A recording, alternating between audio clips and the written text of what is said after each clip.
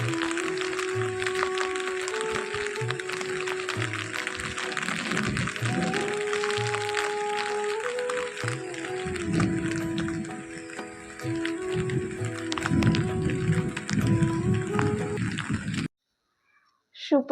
বন্ধুরা, কেমন আছো তোমরা সবাই? নিশ্চয়ই সকলে ভালো আছো আর সুস্থ আছো।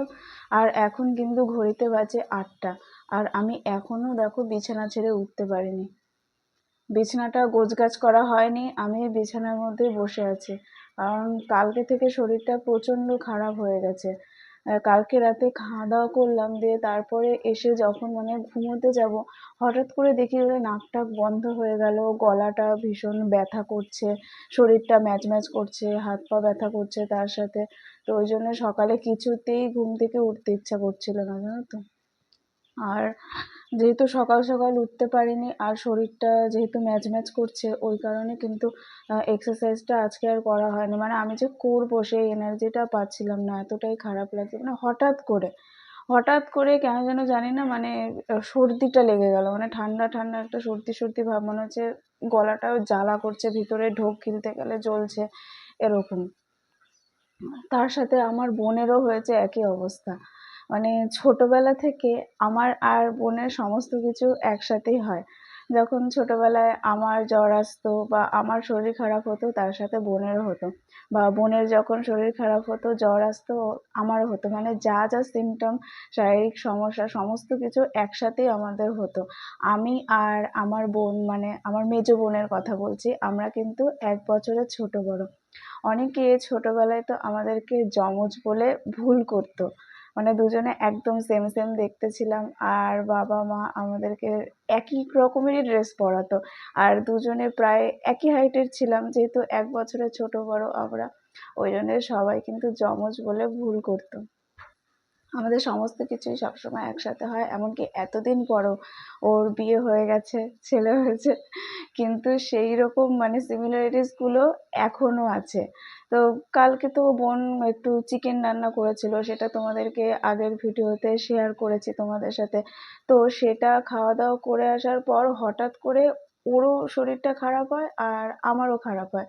সকালবেলা উঠে, মানে আজকে যখন আমি একটু আগে উঠে আমি নিচে গেছিলাম, দিয়ে তখন হচ্ছে ও বলছে যে জানিস তো সকালবেলা উঠে না গলাটা ব্যথা ব্যথা করছে খুব। আমি বলছি আমারও তো তাই। মানে দুজনের যা যা সমস্যা সেম সেম হচ্ছে সব। আর আমি তো ঘুমাচ্ছিলাম, দিয়ে আমার ঘুম তো কিছুতে ভাঙেনি, দিয়ে মা আবার পুচকুটাকে আমার কাছে দিয়ে গেছিল। তা ও আমার মুখে হাত দিচ্ছিল, এরকম করে ডাকছিল, তো সেই কারণে ঘুমটা ভেঙেছে, না হলে ভাঙতো না। দিয়ে তারপরে ওকে নিচে দিয়ে আসলাম, দেখলাম আমার শরীরটা ভালো লাগছে না, মানে আমি ওকে রাখতে পারছি না, আর ওই জন্য নিচে দিয়ে আসলাম। আর এদিকে বিছানাটা আবার আসলাম, এখন গোছগাছ করে নেব। তো ভাবলাম যে তোমাদের সাথে ব্লগটা শুরু করে দিই। আর এই যে কালকে বলেছিলাম আগের দিনে যে ওই মাইকটা রিপ্লেসমেন্ট করে আরেকটা আনা হবে। তো এইটা দেওয়া হয়েছে, তো ভাবলাম যে এটা তো টেস্ট করা হয়নি, তো ব্লগটা শুরু করে দিই, আর এটাও তাহলে টেস্ট করে নিই, তাহলে কেমন আছে জিনিসটা বুঝতে পারবো। দুটো কাজ একসাথে হয়ে যাবে। শরীরটা না একদমই ভালো লাগছে না, মানে আমি কথা বলছি তো গলাটা ব্যথা করছে, কেমন লাগছে, কিচ্ছু ভালো লাগছে না। কিন্তু এরপর স্কুলে যাওয়ার জন্য রেডি হতে হবে, আর কি আর করব, ডিউটি তো ডিউটি, যেতেই হবে। হ্যাঁ, হয়তো আমি ছুটি নিতে পারতাম, কিন্তু মানে এই সামান্য হুচকাচ, মানে শরীর অসুস্থ হলে আমি ছুটি নিই না। মানে তেমন যদি বড়সড় কিছু হয় যে আমি বিছানা থেকে একদম উঠতেই পারছি না, বা বাড়ির কারো যদি সেরকম মানে সিরিয়াস অবস্থা হয়, কোনো কারণে কোনো সমস্যা হলে, তখন কিন্তু আমি ছুটি নিই। না হলে স্কুলটা আমি এমনি এমনি ছুটি নিই না, ভালো লাগে না। যে সামান্য কারণে আমি যদি ছুটি নিই, তাহলে আমি তো স্কুলে যেতে পারবো কেন, তাহলে আমি সামান্য কারণে ছুটিটা নেব, তো সেই কারণে আর নেওয়া হয় না। আর আমি তো একদিন স্কুলে না গেলে বাচ্চাদেরও পরের দিন উত্তর দিতে দিতে আমার প্রাণ শেষ হয়ে যায়। তুমি কেন আসোনি, কি হয়েছিল, কেন শরীর খারাপ হয়েছিল, তুমি ডাক্তার দেখিয়েছো, ওদের কত প্রশ্ন। তো ওরা আমাকে ভালোবাসে বলেই জিজ্ঞেস করে, তো ওদেরকে ছেড়ে আমারও থাকতে ইচ্ছা করে না। তো এখন বিছানাটা গোছগাছ করে নিই, তারপর স্কুলে যাওয়ার জন্য রেডি হবো। আর আজকে তাড়াহুড়ো করে আমি কিচ্ছু করতে পারবো না, মানে স্কুলে যাওয়ার আগে জানো তো ভীষণ তাড়াহুড়ো থাকে, কিন্তু আজকে শরীরটা খারাপ বলে আমি তাড়াহুড়ো করেও কিছু করতে পারবো না। একটু সময় নিয়ে নিয়ে সমস্ত কাজগুলো কিন্তু করতে হবে। তো চলো আর কথা না বলে সেই কাজগুলো করি, নাহলে আর হবে না।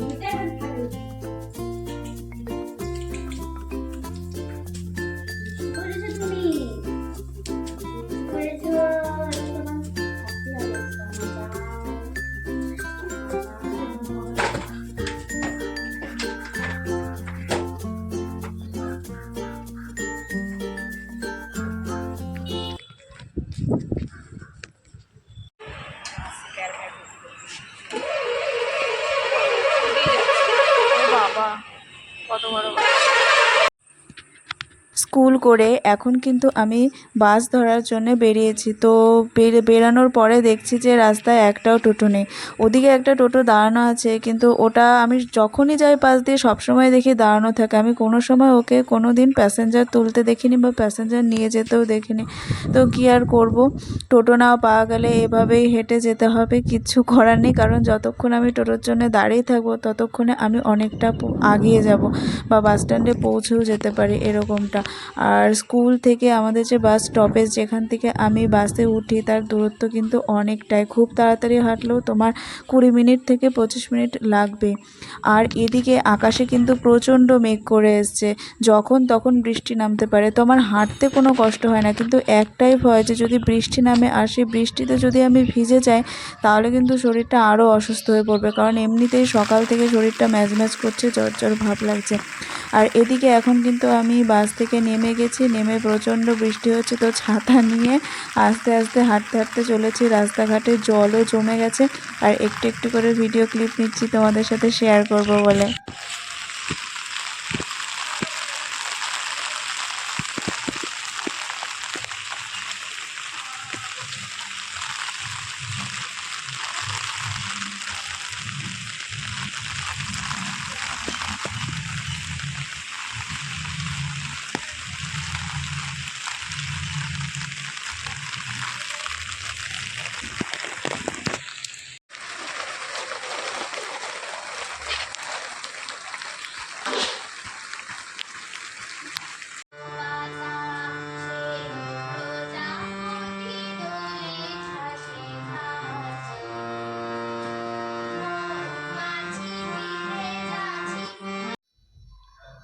তো এখন ঠিক সন্ধে 6টা বাজে, আর স্কুল থেকে চলে এসেছি অনেকক্ষণ, এসে খাওয়া দাওয়া করেছি, তারপর পুচকু সোনাটাকে নিয়ে একটু সামলাচ্ছিলাম, তারপরে ছোটো বোনকে নিয়ে কিন্তু গান শেখাতে বসেছিলাম।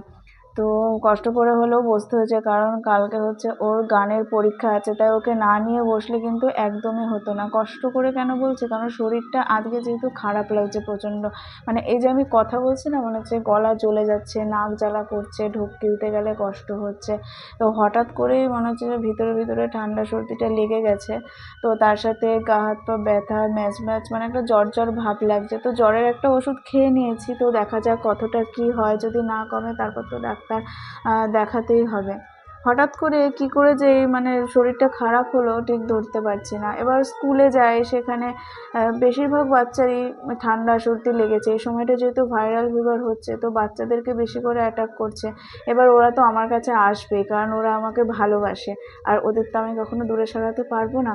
এবার ওদেরকে বলি তাও যে নাকে মুখে রুমাল দিয়ে, রুমাল চাপা দিয়ে কিন্তু হাঁচি বা কাশি করতে হয়। তো ওদের যতক্ষণ মনে থাকে করে, তারপর যে ভুলে গেল তো গেল। তো বারবার রিমাইন্ডার দিতে হয়। তো তার মধ্যেও কোনোভাবে জাম চলে এসছে কিনা জানি না। তবে আমি তো স্কুলে যাই, তো বোন তো যায় না, কিন্তু বোন আর আমার একই সময় থেকে ঠিক লেগে গেছে। ঠিক রাত্রে খাওয়া দাওয়া করে ঠিক শুতে যাব তখনই ওরও বলছে যে গলা টলা তখন থেকেই নাকি ব্যথা, তখন থেকে নাকি ফ্যানের হাওয়াটা আর শ্যুট করছে না, কেমন যেন মনে হচ্ছে। আর এখনও তো ফ্যান চালালে মনে হচ্ছে যে আমার যেন শীত করছে, আবার ফ্যানটা বন্ধ রাখছি গরম লাগছে, মানে মাঝে মাঝে ঘেমে উঠছি, আবার মাঝে মাঝে শীত করছে, একটা অন্যরকম অস্বস্তিকর মানে অবস্থা লাগছে। আর আমাদের বাড়ির সামনে তো শুরু হয়েছে রথের মেলা, তোমাদেরকে দেখিয়েছি দোকানপাট সমস্ত কিছুই। তো আজকে স্কুল থেকে আসার সময় দেখলাম প্রচণ্ড বৃষ্টির মধ্যেও কিন্তু দোকানদাররা তোড়জোড় করতে শুরু করে দিয়েছে। সব জিলিপি ভাজছে, আবার কেউ কেউ নিমকি তৈরি করছে, তো দেখতে বেশ ভালোই লাগে জিনিসটা। ওই বৃষ্টির মধ্যেও ওদের এতটাই উৎসাহ আর উদ্দীপনা, আসলে বছরে একবার এখানে এই রথের মেলাটা হয়। তো তো এইসব কিন্তু ওরাও দোকানিরাও অনেক আশা নিয়ে আসে বেচাকেনা হবে বলে। তো সেই জন্য যতই বৃষ্টি হোক যাই হোক না কেন, ওরা কিন্তু ওদের মতো কাজ করে চলেছে। আর তার সাথে সাথে আমাদের এখানে মাইক চলাটাও শুরু হয়েছে। তো স্কুল থেকে আসার পরে মা বলল সারাটা দিনই নাকি মাইক চলেছে আমি স্কুলের জন্য বেরিয়ে যাওয়ার পরই। তো দুপুরের দিকে যেহেতু প্রচণ্ড বৃষ্টি হচ্ছিল, তো সেই সময়টা একটুখানি থেমেছিল, দিয়ে তারপরে কিন্তু বিকেল থেকে আবার জোর কদমে শুরু হয়েছে। তো কিছু কিছু আওয়াজ হয়তো তোমরা শুনতে পাবে, আওয়াজটা হয়তো ক্যাচ হতে পারে, কারণ অনেকটাই জোরে মাইক চালিয়েছে ওরা। তো এই কটা দিন একটু সহ্য করতে হবে, কি আর করা যাবে। কিন্তু কথা হচ্ছে মানে এইভাবে যদি সাউন্ডটা চলে আসে হয়তো ব্যাকগ্রাউন্ডে, তাহলে তো কপিরাইট চলে আসবে। এবার আমি তো একটা সময়, নির্দিষ্ট সময় আমি এডিট করি, ভিডিও এডিট করতে বসি, সব সময় তো সময় থাকে না। এই স্কুল থেকে আসার পরে কিছুটা করে রাখি, হয়তো ভয়েস দেওয়া কিছুটা, আবার রাত্রে গিয়ে কিছুটা করি, এরকম একভাবে কিন্তু বসে অতক্ষণ করার সময় হয় না, যেহেতু তার সাথে অন্যান্য কাজগুলোও করতে হয়। তো এরকম চলতে থাকলে হয়তো আমি প্রত্যেকদিন ভিডিও এডিট করে আপলোড করে ওঠা আমার পক্ষে সম্ভব হবে না, বা এডিট করতে গেলেও যেহেতু আওয়াজটা আসছে আর তার জন্য যদি কপিরাইট আসে, তো সেই ভিডিওটা দেওয়া তখন বা আপলোড করাটা হয়তো সেটা বৃথা হয়ে যাবে। তো দেখি কতটা কী করতে পারি। আর তোমাদের সাথে তো কথা বলতে এখন আমার ভালোই লাগে। এটা না করলে মনে হয় কি যে আমি কিছু একটা হয়তো করিনি, বা কিছু একটা বাদ চলে যাচ্ছে। তো তোমরা যারা বন্ধু হয়ে আমার পাশে আছো, যারা আমাকে এত ভালোবাসছো, এত সাপোর্ট করছো, জানি ভবিষ্যতেও আরও করবে, তো তোমাদের জন্যই কিন্তু আমি ভিডিও দিই বা আমি ভ্লগ করি। তো তোমাদের জন্যই দেওয়ার চেষ্টা করব, দেখি কতটা কী করে উঠতে পারি। আর এখন একটু রেস্ট নিয়ে নিই, কারণ একটু পরে আবার সন্ধ্যা দিতে যেতে হবে। তারপর 7টার দিকে আবার বুনুর তবলা স্যার আসবে, মানে ওর গানের সাথে তালিম দিতে আসবে। যেহেতু আগামীকাল পরীক্ষা, সেহেতু উনি আজকে রাতে আসছে একবার। তো সেখানে কিছুক্ষণ বসতে হবে, ওকে সময় দিতে হবে, তো সব কিছুই করতে হবে। তো এখন একটুখানি রেস্ট নিয়ে নিই, আবার চলো পরে তোমাদের সাথে কথা বলবো। আর আরেকটা কথা তোমাদেরকে জানানোর উদ্দেশ্যে বলছি যে আমি কিন্তু আমার মেজো বোনকে বোন বলে ডাকি, আর আমার ছোটো বোনকে শুধু বুনু বলি। তো অনেক ভিডিওতে আমি হয়তো বোন বলে ফেলবো, বা অনেক ভিডিওতে হয়তো বুনু বলবো।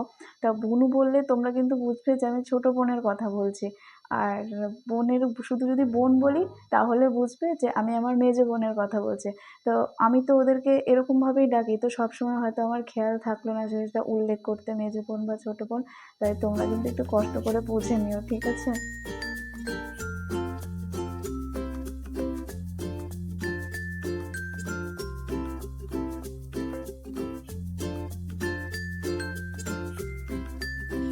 আজকের ভিডিওটা এখানে শেষ করছি। ভিডিওটি যদি ভালো লেগে থাকে অবশ্যই লাইক করে দিও, শেয়ার করে দিও, আর চ্যানেলটাকে কিন্তু বেশি বেশি করে সাবস্ক্রাইব করো।